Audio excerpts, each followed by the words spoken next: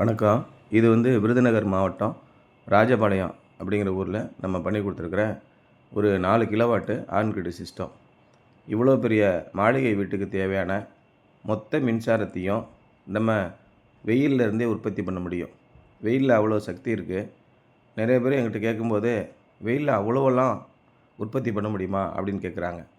இதில் ரொம்ப முக்கியமான விஷயம் என்னென்னா, நம்ம மனதில் சோலாரை பற்றி பதிஞ்சிருக்கிற சில விஷயங்கள் ஒரு 10 வருஷத்துக்கு முன்னாடி இருக்கிற விஷயங்கள் தான் மனசில் பதிஞ்சிருக்கு. அது எப்படி சோலாரில் 4 ஏசி ஓடும் அப்படின்னு நிறைய பேர் கேட்குறாங்க.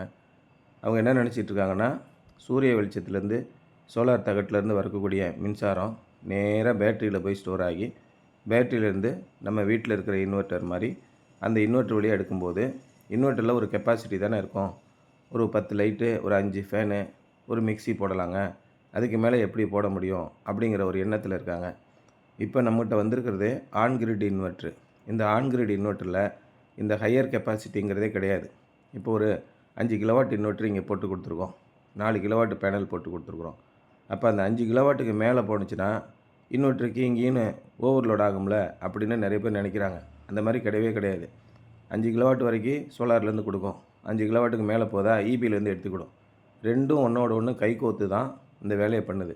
இப்போ இவ்வளோ பெரிய வீடாக இருந்தாலும் 4 ஏசி அட் ஏ டைமில் போட்டிருக்காங்க. ஒரு நீர்மூழ்கி மோட்டார் போடுறாங்க. ஒரு இண்டக்ஷன் ஸ்டவ் போட்டிருக்காங்க. அப்படி இருந்தால் கூட உங்களுக்கு ஈபியும் சோலாரும் சேர்ந்து தான் வேலை செய்யும். இப்போ இந்த சோலார் பிளேட்டில் உற்பத்தி ஆகக்கூடிய மின்சாரம் நேராக ஈபி மீட்டருக்கு போகும். நீங்கள் ஃபுல்லாக யூஸ் பண்ணிகிட்ருக்கீங்கன்னா எல்லா சோலார் மின்சாரமும் ஈபி மீட்ரு வழியே நேராக உங்களுக்கே வந்துடும். நீங்களே யூஸ் பண்ணிக்கலாம். கூடுதலாக தேவைப்பட்டுச்சுன்னா ஈபியிலேருந்து அட் ஏ டைமில் எடுத்துக்கலாம். அதே நேரத்தில் நீங்கள் 5000 வாட்ஸ் வந்துக்கிட்டு இருக்கு. நீங்கள் வெறும் 2 ஃபேனு, ஒரு டிவி தான் ஓடிக்கிட்டு இருக்கு. அப்போ ஒரு 500 வாட்ஸ் தான் ஓடுது அப்படின்னா 4500 வாட்ஸு ஈபி மீட்டரை தாண்டி வெளியில் போயிடும். ஈபி மீட்டரை தாண்டி வெளியில் போகுதுன்னா ஈபி சப்ஸ்டேஷனுக்கே போய் நம்ம கணக்கில் சேர்ந்துருமா அப்படின்னு நிறைய பேர் கேட்குறாங்க. நம்ம பகுதிகளில் அந்தந்த இடத்துல பார்த்திங்கன்னா ஒரு டிரான்ஸ்ஃபார்மர் நிற்கும். அதில் பார்த்திங்கன்னா 120 கிலோவாட்டு, 150 கிலோவாட்டு, 220 கிலோவாட்டு அந்த மாதிரி டிரான்ஸ்ஃபார்மர் இருக்கும். அந்த டிரான்ஸ்ஃபார்மர் பேர் தான் டிஸ்ட்ரிபியூஷன் டிரான்ஸ்ஃபார்மர். அதிலேருந்து தான் ஸ்டெப் டவுன் ஆகி உங்களுக்கு பவர் வருது. இந்த மாதிரி வரும்போது அந்த டிரான்ஸ்ஃபார்மருக்கு பின்பக்கமாக போக முடியாது. டிரான்ஸ்ஃபார்மருக்குள்ளேயே உங்கள் பகுதியில் இருக்கிற ஒரு 100 வீடுகளுக்குள்ளே நீங்கள் ஏற்றுமதி செய்கிற அந்த மின்சாரம் தீர்ந்து போயிடும். உதாரணமாக நீங்கள் சோலார் பேனல் போட்டு சூரிய சக்தி மின்சாரம் உற்பத்தி பண்ணுறீங்க. 500 வாட்ஸ் யூஸ் பண்ணுறீங்க.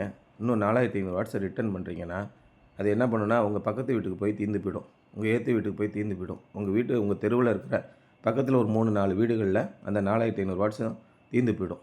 இந்த டிஸ்ட்ரிபியூஷன் டிரான்ஸ்ஃபார்மரை தாண்டி போகாது. அதே நேரத்தில் நம்ம வீட்டில் உற்பத்தியான சோலார் மின்சாரம் நம்ம வீட்டை தாண்டி வெளியில் போயிடுச்சு அப்படிங்கிறத குறித்து வைக்கிறதுக்கு நெட் மீட்டர்னு ஒரு மீட்டர் இருக்குது. இந்த பை டைரெக்ஷனல் மீட்டரில் நீங்கள் ஈபி போஸ்ட்லேருந்து எவ்வளோ உங்கள் வீட்டுக்குள்ளே கரண்ட் வருது, உங்கள் வீட்டிலேருந்து பின்னாடி ரிவர்ஸில் எவ்வளோ வெளியில் போகுது, இது ரெண்டையும் குறிப்பிட்டு காட்டுறதுக்கு ஒரு ஆப்ஷன் இருக்குது. அதுக்கு பேர் தான் பை டைரெக்ஷனல் மீட்டர்னு சொல்கிறோம். உள்ளே வரதையும் நோட் பண்ணுது, வெளியில் போகிறதையும் நோட் பண்ணுது. அப்போ நீங்கள் இதை பார்த்தீங்கன்னா எக்ஸ்போர்ட் யூனிட்டு, நம்ம வீட்டிலேருந்து வெளியில் போகிறது எக்ஸ்போர்ட் யூனிட்டு. போன மாதம் எக்ஸ்போர்ட் யூனிட் எவ்வளோ இருந்தது, இந்த மாதம் எக்ஸ்போர்ட் யூனிட் எவ்வளோ இருந்தது, இதெல்லாம் கரெக்டாக நோட் பண்ணிக்கிறோம். அதே மாதிரி போன மாதம் ஈபிலேருந்து எவ்வளோ வாங்கியிருந்தோம், இந்த மாதம் எவ்வளோ வாங்கியிருந்தோம், இதை ரெண்டையும் நோட் பண்ணிக்கிறோம். ரெண்டுக்கு நடுவில் இருக்கிற டிஃப்ரென்ஸ் தான் நெட் ரீடிங்.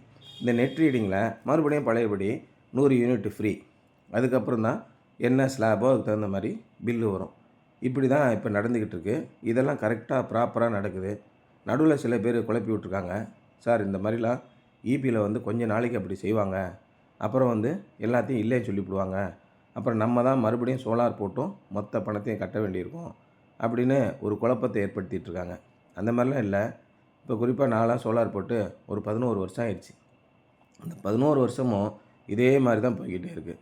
கவர்மெண்ட்டோட பாலிசி மாதம் மாறும்போது அந்த மாதிரியான எஃபெக்ட் பண்ணுறதுக்கு வழி இல்லை.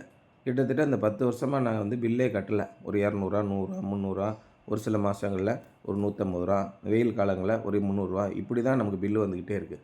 இந்த மாதிரி நல்ல ஒரு எஃபிஷியண்ட்டான ஒரு சோலார் சிஸ்டம் தான் இந்த ஆன் கிரிட் சோலார் சிஸ்டம். இதனால் மெயின்டெனன்ஸும் ரொம்ப கம்மி. ஒரு 2 மாதத்துக்கு ஒருக்கா, 3 மாதத்துக்கு ஒருக்கா இந்த சோலார் பேனலை நீங்கள் கழுவி விட்டாலே போதும்.